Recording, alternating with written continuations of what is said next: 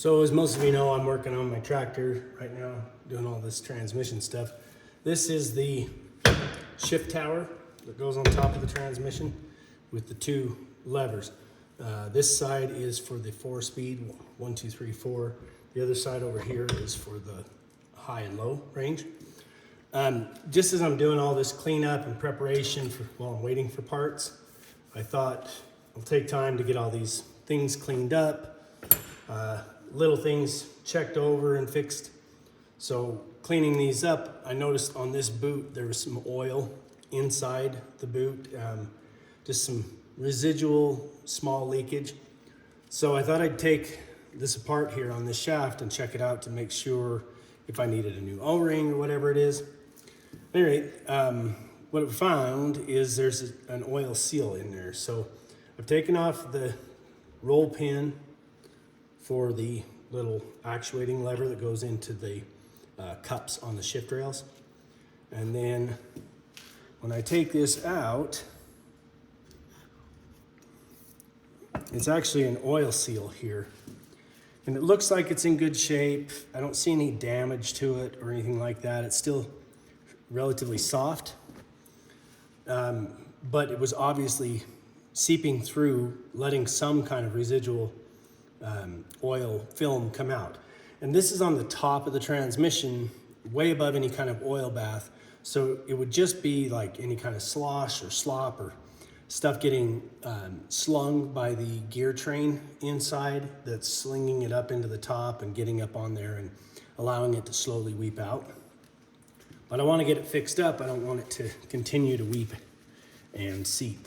So rather than replacing the O-ring or replacing this oil seal because I don't have it, and I don't want to have to wait for it, I'm going to do a little trick that I learned years ago doing ag repair for a living. And an old veteran taught me this. That little spring is the spring on the back side of that cup seal. And it's what pulls tension on that seal to hold against the shaft. And he taught me this years ago because I guess sometimes some of these seals, especially on old farm equipment, they can be a little bit challenging to source.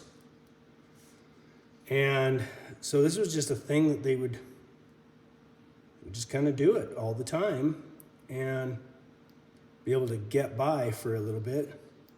So we pull the spring off. Some of these are easier to see. When I was younger, it was a lot easier. Right there. I'm sure you can't see that, but right, I'll try to get it close and see if we can get it to show, but right at the top is the ends of this spring. And what they do is the spring gets just a touch smaller on the end so that it threads into, if you can kind of see it there maybe, that it kind of cones up and gets a little pointier so that it threads into this end. The trick, sorry, I forgot. The trick is that you unthread that and then you clip just a very small amount off the end of that spring, and then you re-thread it.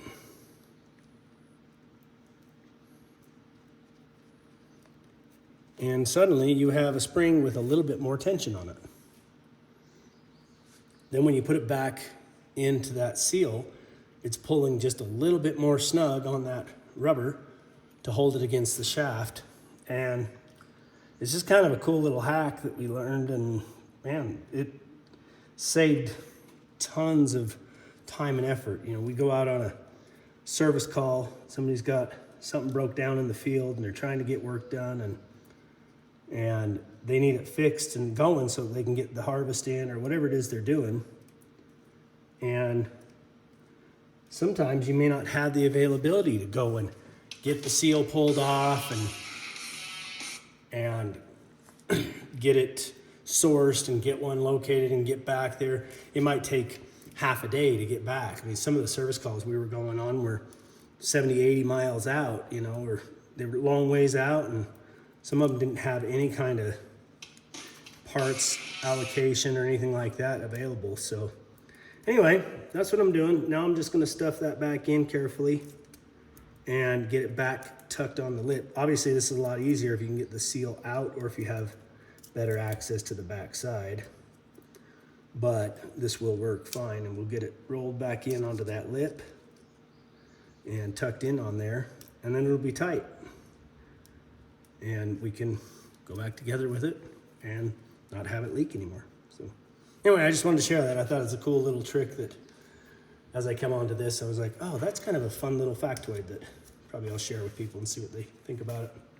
I've gotten that back in there and clipped on the back and rolled in position. And then I just put this is the other part of the linkage for the arm, so that when the arm's on there, you can pivot this shaft in and out. So I put a little anti-seize on that bushing just to, while I had it apart, just to help make sure. And then I took the shaft and kind of cleaned it up and made sure there wasn't any burrs, or ran a file around it just to make sure there wasn't any kind of catch or anything on there to cause a problem on that seal. And then we get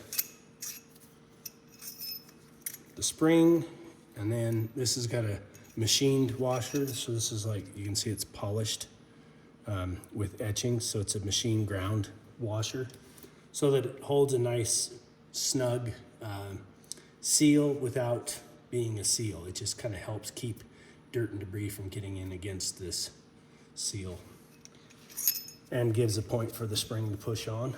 So now that that's all set, it feels really nice, feels good, it moves good.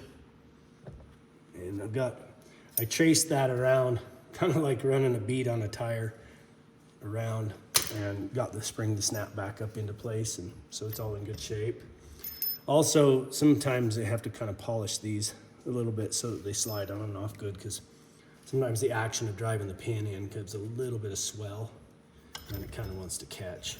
So, all right, that's all in there, and then the spring and the actuator lever goes back on. And this one has got a little trick that they do sometimes too. And it's a snap ring that holds it in place. Because I've got it off, I can drive it in from this side, but typically there's an access point that you get to from the back side to drive into it. And in fact, I had to take that cover out. There's a little cover that goes in it, and I had to take that cover out to have room for the snap ring, or for the roll pin, to come out. Now I've got that started, so you can drive that in the rest of the way. The trick they do on these snap rings,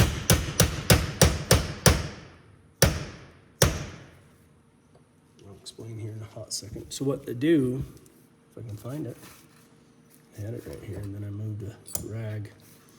Anyway, what they do is they put the snap ring, and then they drive a second snap ring inside of it. I keep saying snap ring, sorry. Roll pin. So I don't know if you can see it on there or not, but so this roll pin's in there, and I think it's a 1/4 inch roll pin. And then it has an 1/8 inch roll pin that goes inside of it and drives in, and it acts like a lock nut. You can see that cap there where that went through. Anyway, it kind of has the same purpose of acting like a lock nut. When you double nut on a bolt, and the pressure of the two nuts binding together help keep it not just tight, but then keep that first nut jammed in place. And the double roll pin thing does that same thing. So this is the second one. And I'm gonna drive it in from the other side because this end was kind of mushroomed slightly from when it was originally put in. So now we'll just get that kind of situated and started.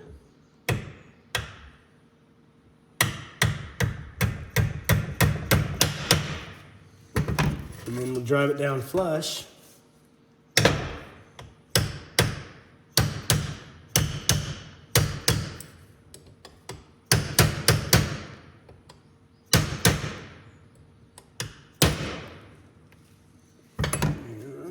looks like we'll go this side just a little bit farther.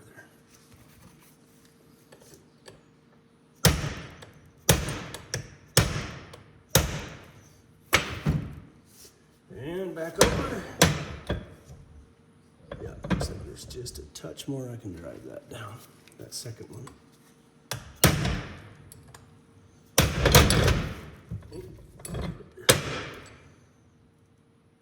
Yeah, that looks good. Set down pretty flush.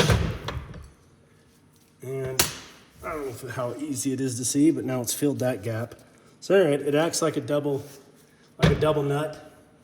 So it locks that in good so that the pin can't work loose and come out.